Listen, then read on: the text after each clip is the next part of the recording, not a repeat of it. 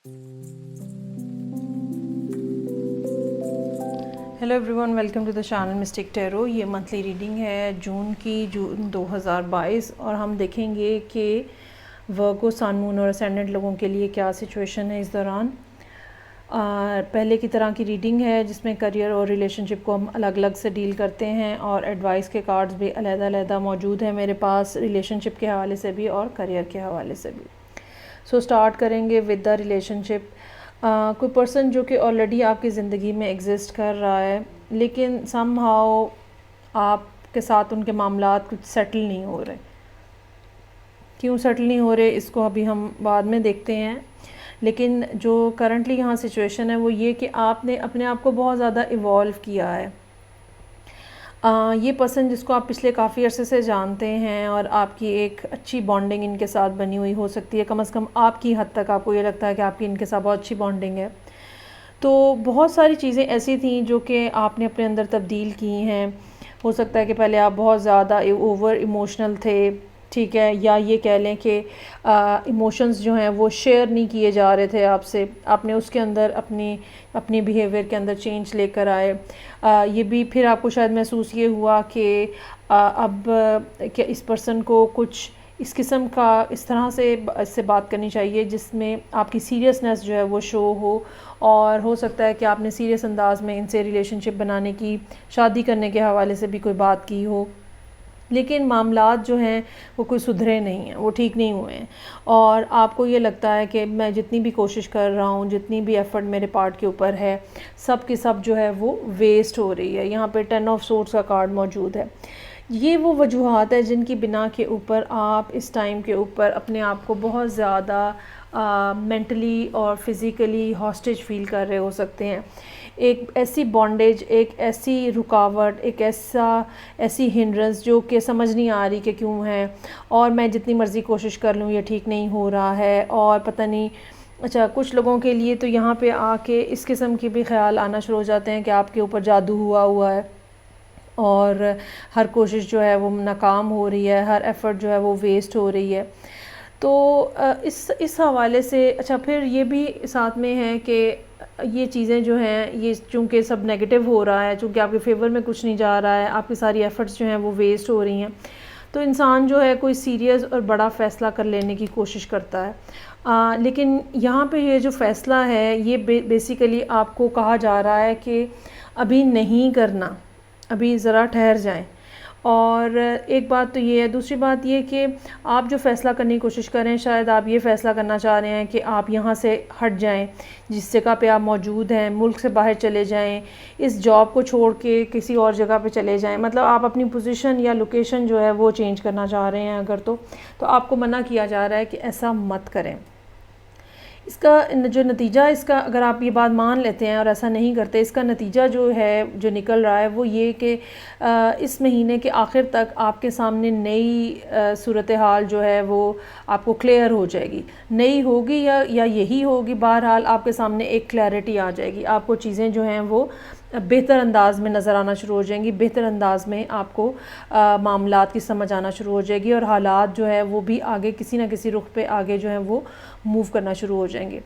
इस पर्सन को, जिसको आप बहुत अरसे से जानते हैं और आपने बार बार इनको अप्रोच भी किया है, अब भी आपके जहन में ये है कि अच्छा, मैं अब एक ज़रा डिफरेंट अंदाज में इनको अपनी तरफ मतवज्जो करने की कोशिश करता हूँ, लेकिन साथ ही साथ आपको फ़ियर भी मौजूद है कि पहले भी सारी एफ़र्ट्स जो हैं वो नाकाम हो गई हैं।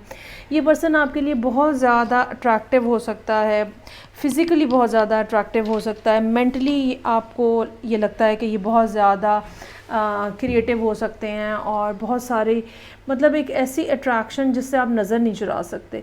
इस तरह का ये पर्सन जो है ये आपकी ज़िंदगी में हो सकता है। अब इसमें सबसे ज़्यादा इम्पॉर्टेंट बात जो है वो यहाँ पे एडवाइस का कार्ड है, जो कि एम्पैसे का कार्ड है। ये कार्ड ये कहता है कि बाज़ दफ़ा हम पूरी कोशिश कर रहे होते हैं और हम सही रुख के ऊपर भी कोशिश कर रहे होते हैं, इसके बावजूद हमें नाकामी देखनी पड़ती है। उसकी वजह ये होती है कि यूनिवर्स ने आपके आगे एक ब्लॉक ख़ुद लगाया हुआ है। या तो ये टाइम ठीक नहीं है, ठीक है, इस टाइम के ऊपर इस रास्ते पे चलना ठीक नहीं है, या अगर आप इस रास्ते पे इसी टाइम पे चलते रहेंगे तो आगे किसी मोड़ के ऊपर जाके आपको कोई नुकसान उठाना पड़ सकता है और उसकी वजह से आपको यहीं पे रोका गया है। ये भी हो सकता है कि लॉन्गर रन के अंदर कोई इस किस्म की बात हो जो कि बज़ाहिर तो अभी नज़र नहीं आ रही, लेकिन तब आपको जब कुछ टाइम गुजरे तो आपको पता चले और आपको फिर उसके ऊपर अफसोस हो। सो एम्पेसे आपको ये कहता है कि रुक जाएं, यहाँ पे रुक जाएं। आपको अगर रोका जा रहा है तो किसी वजह से रोका जा रहा है, सो पैनिक मत करें, परेशान मत हों, गुस्से में मत आएँ, बल्कि रुक जाएं, इंतज़ार करें, वेट करें, यकीनन रास्ता खुलेगा, आपकी फ़ेवर में खुलेगा।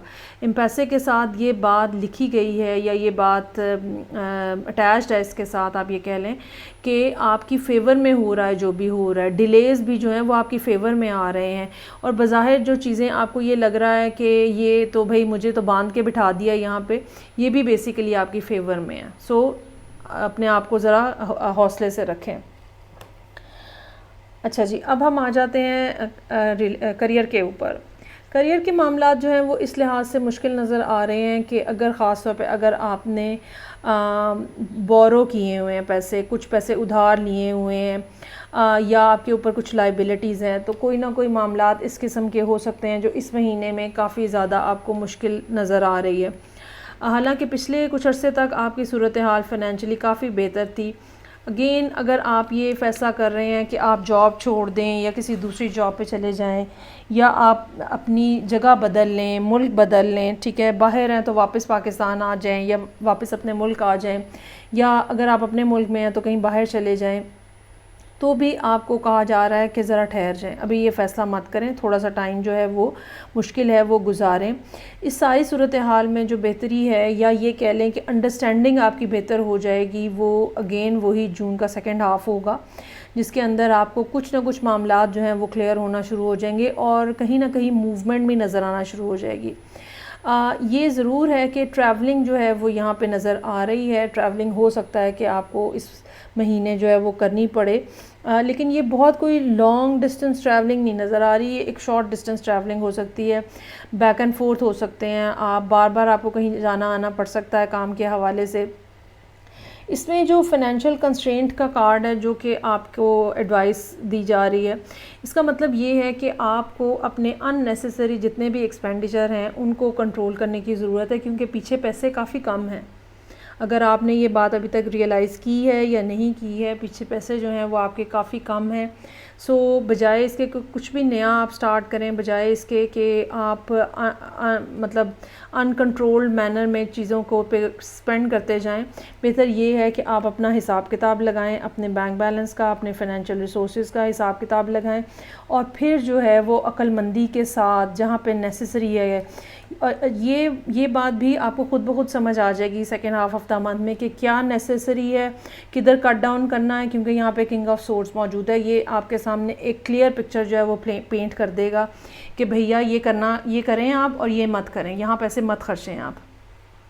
अच्छा, इसमें ये पॉसिबिलिटी हो सकती है कि आपके अगर आपका कोई बिज़नेस पार्टनर है, ठीक है, अगर आप ये बिज़नेस कर रहे हैं या आपके अपने जो फैमिली है वहाँ पे बड़ी लेविश किस्म की स्पेंडिंग की आदत है, तो ऐसे पर्सन अगर आपके साथ ऐसी सूरत हाल है तो यकीनन यहाँ पे आके आपको फिर डील करना होगा एक लीडर के तौर पे, और आपको एक सख्त स्टैंस के तौर पे जो आपके इर्द गिर्द के लोग हैं जो पैसे बहुत ज़्यादा खर्च कर रहे हैं, एक सख्त अंदाज में आपको उनके साथ डील करना होगा और उनको बताना होगा कि भाई ये नहीं होगा, पैसे कम हैं, ये नहीं होगा, ये कुछ हो सकता है, ये नेसेसरी चीज़ें हैं, ये आप करें, बाकी और कुछ नहीं होगा। अगर आप ये नहीं करेंगे तो आप मज़ीद इस मुश्किल के अंदर फंसते चले जाएंगे। लेकिन बहरहाल मुझे पूरी उम्मीद है कि आप इस सूरत हाल को कंट्रोल करेंगे, क्योंकि यहाँ पे किंग ऑफ सोर्ड्स का कार्ड मौजूद है। किंग ऑफ सोर्ड्स जो है वो कोई लिहाज नहीं बरतता और सिर्फ वही काम होने देता है जो करने की ज़रूरत होती है। Very logical, very clear minded, और जो बात है सीधी साफ वही बात कही जाती है। सो ये सिचुएशन है जो कि वर्गो लोगों के लिए करियर और रिलेशनशिप के हवाले से इस महीने मौजूद है। आई होप आपको रीडिंग अच्छी लगी होगी। फ़ीडबैक का मुझे इंतज़ार रहेगा आपकी तरफ से। मैं आपसे नेक्स्ट रीडिंग के साथ फिर मिलूँगी। खुदा हाफिज़।